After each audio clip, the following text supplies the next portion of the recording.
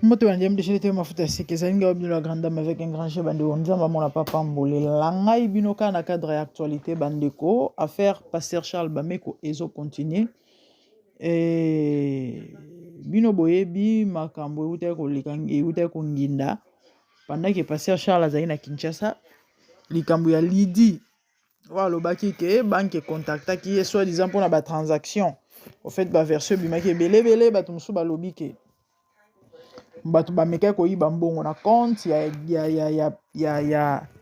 au fait bato mo bayibaki mbongo et na koyiba wana apparemment basalaki transfert ekendaki na compte oyo ya pasteur Charles oyo ya je sais pas ya église bato batiaka bavirement tout ça nde yango ya alertaki banque ou encore police tout ce que vous voulez nde et attiraki attention na bango mpo baluka babanda kolandela compte wana.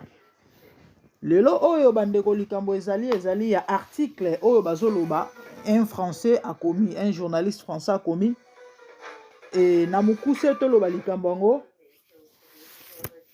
ezake selon oyo ba information ba congolais bazoloba selon ba spéculation zo tambola bambongo oyo pasteur Charles Bameko a récolté de part et d'autre oyo toyebi ezali pona kotonga kosomba pardon sali ya église olimbisi monta balobi eza ya 2 millions d'euros sikoyo 2 millions d'euros wana selon sango oyo bato bazopanza balobi ke mbila a interpellé ye apparemment baye kosurprendre na ndako na ye soki na badever donc mbila a interpellé pourquoi parce que ntango bamekaki kolandela bamoni ke bambongo wana oyo bato bapesaka oyo église ou encore abakuku bayebi ke eza mpona kotonga sale kosomba pardon sale kotonga kosomba eza problème te en fait mosali na nzambe ou encore pasteur Charles a utilisaka yango mpona babien na ye privé donc mbongo wana asala nango bamakambo na ye bacope na ye to na lingala ya bakinois asala nango bacope na ye do eza neti mbongo na ye do mbongo wana azwaka osala nango makambo na ye nde bamakelele bino bobi bakongole bato mutu na mutu azoloba na ndenge na ye bato baosala baanalyse nauti kolanda papa moko alobi au fait moyen kotélécharger video yango ezalaki te parce que ezalaki bloqué sur TikTok vu que quand nde bozolo yoka na osala émission vraiment un peu tard donc j'ai pas vraiment trop le temps koluka kosaba acrobatie belebele ezo enregistré ezongisa sala donc bato saka mo analyse moko juste mpona komeka comprendre et pour komeka koéclaircir tata na lobi bakongole bazaka bazoba jusqu'à quand bokodéfendre bato et jusqu'à bamelelaka moto mbondo te en fait na mokuse bato tout bazo ko s'acharner contre pasteur pona bango c'est un escroc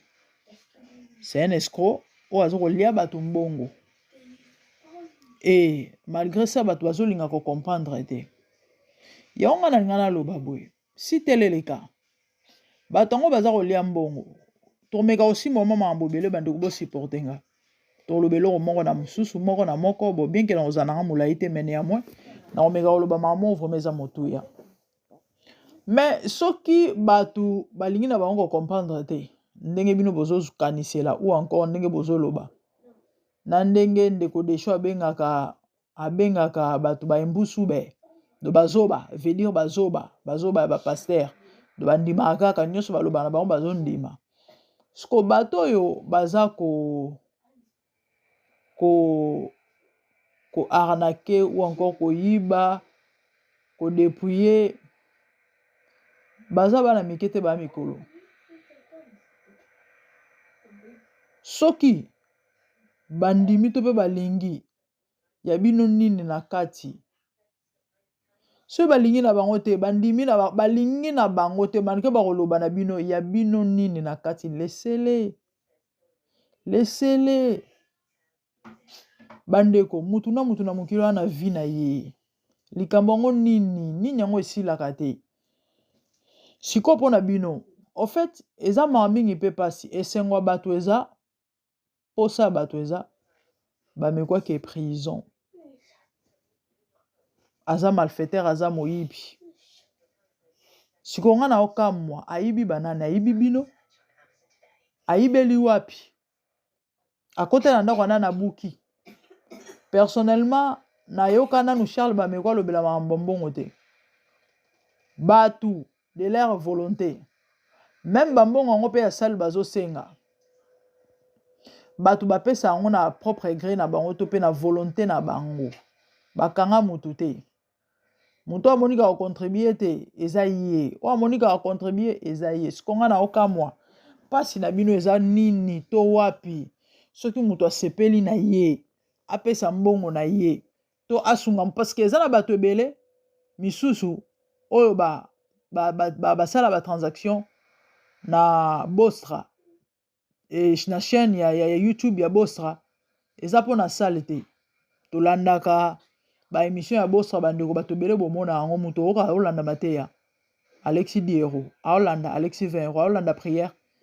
Pourquoi? A se retrouver tam suna mateya asepeli do eza neti asali don asepeli akabela mosali na nzambe asepeli ndeko na makambo alobi esalinga bien na prière tokotaki namonaki nzambe asalaki par rapport à situation na ngai nazali na mabala te tokoba bato bakopesa témoignage en guise ya reconnaissance tozwa nanu makambo nanu ya mbongo mpona kosomba sale totie na mopanzi tokozongela makambo ya mbongo asala badon oyo bato basalaka na chaîne basala yango volontairement mokolo moko te namona bameko aya ekoteya makambo ya mbongo bien ke ya nango mpe lisumu te asala yango te tata bato asala yango te les gens lui donnent na volonté na bango na bango moko na propre comment on dit bango moko bato basepelaka basala badon volontaire baoffrande soutien par rapport ya oyo bazozwa parce que la Bible dit dans le livre Galates 6 que muto bazo ko enseigner ça la part ya ba bien na ye na muto azo enseigner. C'est la Bible qui dit ça. C'est la Bible qui dit ça. Donc une personne qui t'enseigne et que ozo se retrouver dans mateya so oza toucher o luko sunga eto kabela eto pesa ye ba bien na yo part ya ba tu commets pas un péché, au contraire c'est biblique. Ce qu'on a zoé bate mitema pasi ya nini wana tozuna makambo mbongo asali tutie mopanzi mitema pasi ya nini wana nyonso kaka po ya nini baopesa bambongo ebele mvwami epuis tata nazoloba keno bakongole o nana oyo yokela motema mabe na nini pourquoi bakongole bazalaka bazoba en fait makambo ebandi lelo te toyebi yango avant même makambo asali lisolo ya sale ebetama bameko babandi kokosela makambo lelo te toyebi yango. En fait, c'est pas un homme parfait. Il a des faiblesses comme tout être humain. Parce qu'à Moutou. C'est pas ça le problème. Et moi, personnellement, nalobango awa. Moutou o asali malamu to lobela malamu. Ata so azandoki. Moutou asali mabe to loba. Ata so azamo santo. Le fait qu'asali mabe to loba. Poto zongise na nzela parce que c'est comme ça. Moutou sera fauté. Et que vous corrigez été a oyeba te kasala mabe a continuer na mabe donc il faut relever la mabe wana po muto azwa conscience lobi azongela te ezaka ndenge to sala ke mission pasteur Marcelo awa amusala na nzambe oui mais so abeta ki libaku il faut to lobelango pona nini po lobi abongisa eza ndenge moko ba meko ataza ndoki ndenge bato bele bozolo bato pe boloba pona mona ande ko mona ba commentaire miko à chaque fois na lobela na sala ba émission sur ba pasteur namoni récemment uta kosala nga commentaire je prends l'émission pasteur Marcelo que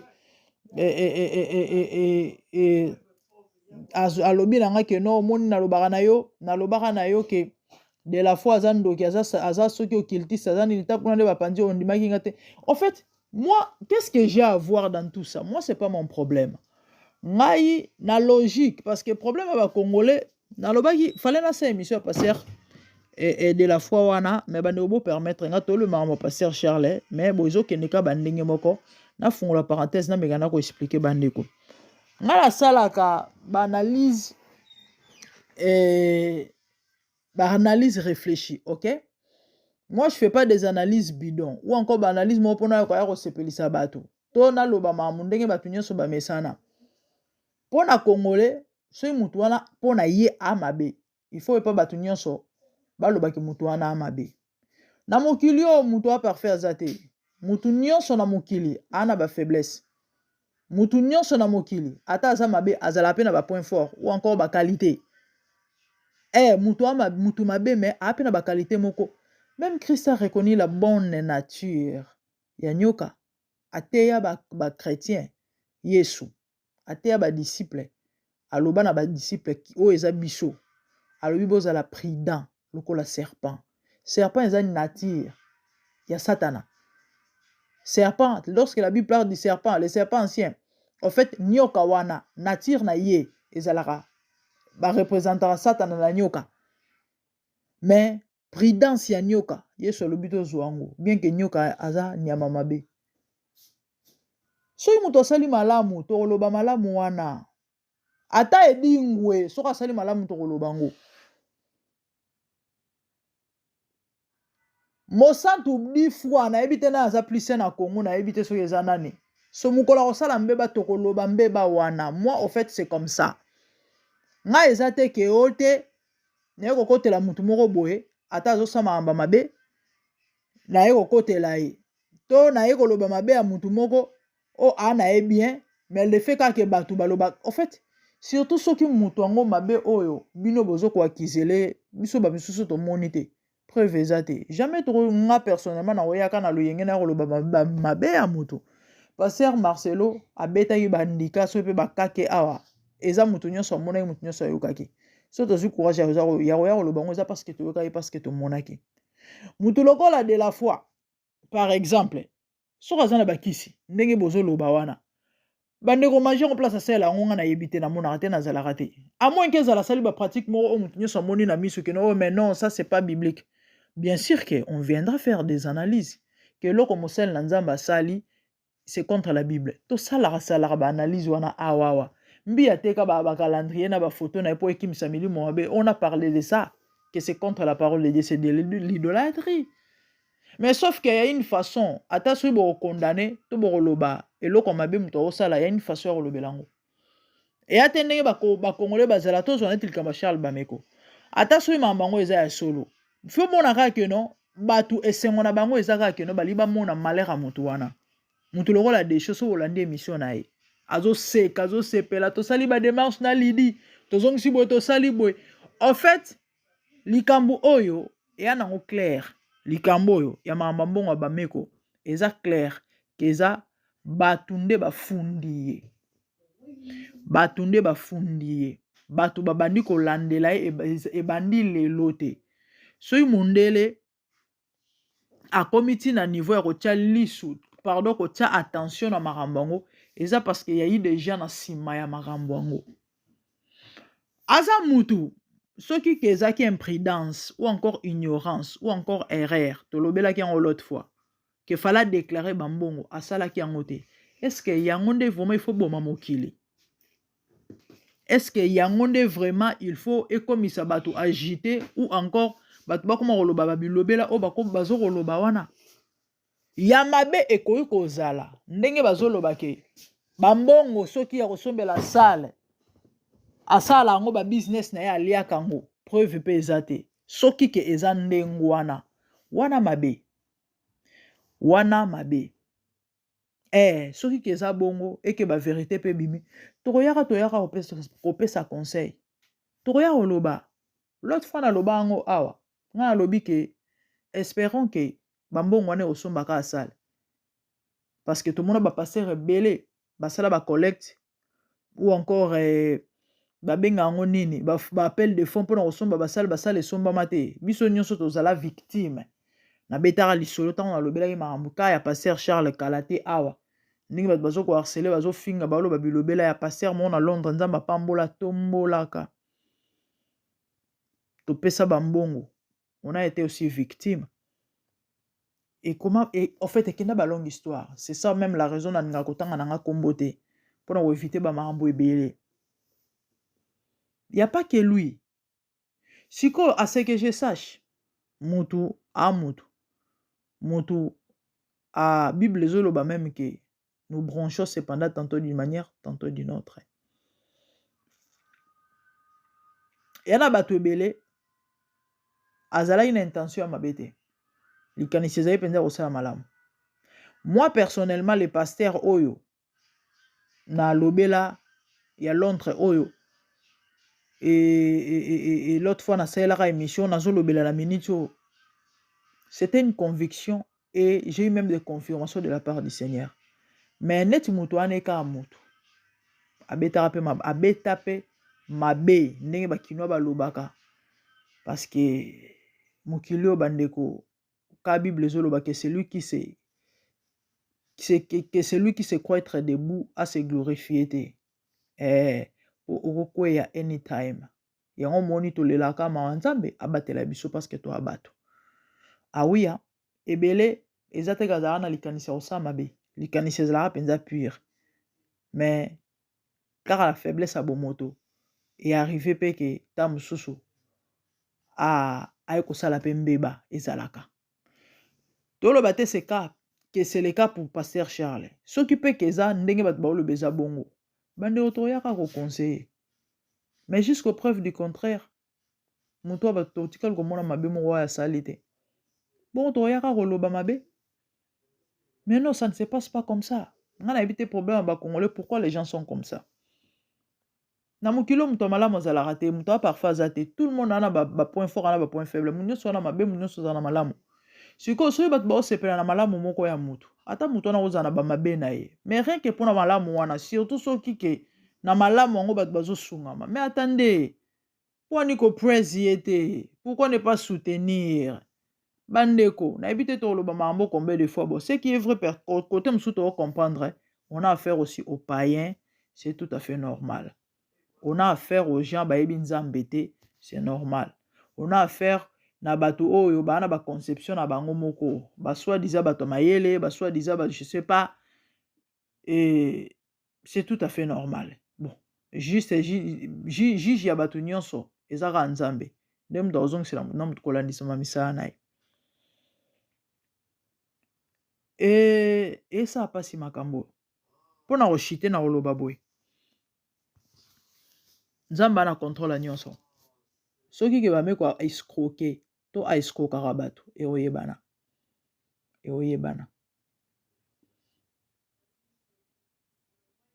soki mpe eza ndenge wana te nzambe azwa lokumu eoyebana mpe kaka mpo na bato bazolobake bakokanga ye nalobi na bible baapotre bakangama na makambo ayebeli ni mutu ne makolo il est écrit bakosela bino makambo mpo na ntina na ngai nana yango ayebi te soki bameko baza kolukele bamakambo nyonso baolukele se akoza mosala asalaka mosala yango eza nini koteya bato kosunga bato na losambo donc c'est le nom de Jésus qui est prêché et à cause du nom de Jésus la Bible dit bakotraîner bino na batribunaux Bible mutezolo bango. En fait, moi personnellement, je ne suis pas scandalisé. Nazo kamwa na ngapete. C'est vrai toi bato ba propos bato des fois ils ça passer ça mabe mais et muto tanga la Bible a osa trop déranger te parce qu'ayebi ke e koma mandengwana. Na lobi Paul a loba. Na livre ya Timothée je crois que tous qui veulent vivre pieusement Jésus-Christ seront persécutés. Ça s'appelle la persécution. Et si tu es chrétien, tu es enfant de Dieu. Surtout si tu es nzambe na yo na bosembo. C'est inévitable. Si tu tambola, omi benga ya nzambe otambola nzelo sali croisement na satana te. En tout cas, eba ke na yo na ebo ke direction moko. Ngai na okamona ngate, eza accomplissement ya makomi. Bible mutelobi ngate. Ke ba omema bino ba ofunda bino. Ba okosela bino makambo. Ba omema bino ba tribunal. Et pour na kombo na ngato pe pour na tina na c'est la Bible qui le dit. Donc makambo comme le pasteur bameko et déranger binoté. Musala o ba chrétien photo ça les akara to bondela pona ye. Ce qui cause n'est juste. Nzamba justifié. Point barre. ouais soki cause neza juste nzambe justifie soki eza peza bato nde bato basali ndenge wana nzambe anzambe nzambe anzambe soki quelque part il a failli étant qu'humain asali mabe asa moto moto ya makambo ekomaka ekopesaka leçon et puis muna moto ase positionner point barre mais sans toutefois koluka kofinga ye to kosala ye mabe pourquoi parce que asala mpe bolamu si c'est vrai bame koescroquer eza supposition tolobi teke eza ndenge wana mama ye papa ye nayebi ke ekosala pasi parce que ta mosu opesaki 20 euros 50 100 euros 1000 euros na yo mais obosana te mokolo moko olandaka prière na bosra otatolaka ke nzambe asali kobosana te obondelaka olotaka bandoto moko ozwaka eyano kobosana te omitungisaka mingi okomi na moma moko okomi na suka mais na nzela ya baprière wana otatola monene na nzambe donc quelque part eya bolamu moko asalaki quelque part eya bolamu moko asalaki donc bolamu eleki ebele bolamu eya ebele soki ke abeti libaku azwaki mbongo asalelaki yango eloko moko oyo eza personnel mais de toutes les façons na nyonso na bambongo bato bapesaka apart nano mbongo kande touti koloba mbongo ya nini esika ya kosambela mais babenga ngo nini baaction de grâce ezalaka wana nini offrande volontaire ezalaka il a aussi droit de bouffer non celui qui travaille à l'hôtel mange à l'hôtel c'est pas moi c'est la Bible qui le dit ministère ezalaka mosala mpona bato bayebaka te ntango osalela nzambe c'est un travail Jésus a dit atini badisciple alobi bokesa mosala bomema mbongo te bomema saki te bomema eloko te parce que l'ouvrier mérite son salaire il voulait simplement le dire que bomoni mosala bokesala oyo bakopesa bino yango na salaire na bino donc bakosunga bino en fait bakopia bino do salaire na bino yango wana asalaka mosala tosepelaka nango siko so okabele 100 euros eza mabe ya mabe te donc vraiment na koloba na bana na nzambe ke continuer kobondela prenez courage Jésus a dit car j'ai vaincu le monde pourquoi il a dit prenez courage parce qu'il savait qu'il y aura des réalités oyo olembisa biso tel que ça mutu mosu akoyoka ata mosusu ke no atangi mpe journal to mpe article yango nde bayoloba wana neseke makambo yango eza solo doseke bameko akosa na ye bambongo mama papa kobeta libaku te toaka bato si cela est vrai parce que jusque la vérité eyebani nango nanu te si cela est vrai moto abeti libaku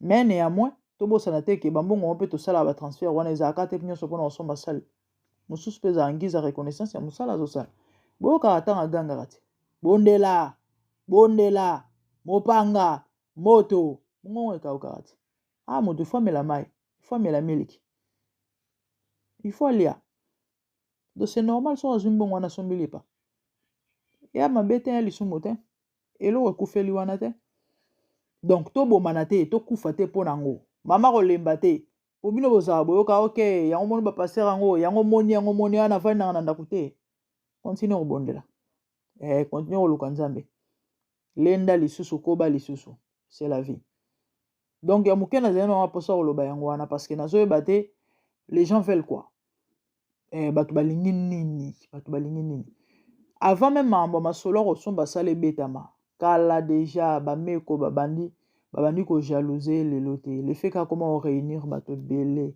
ngambo amema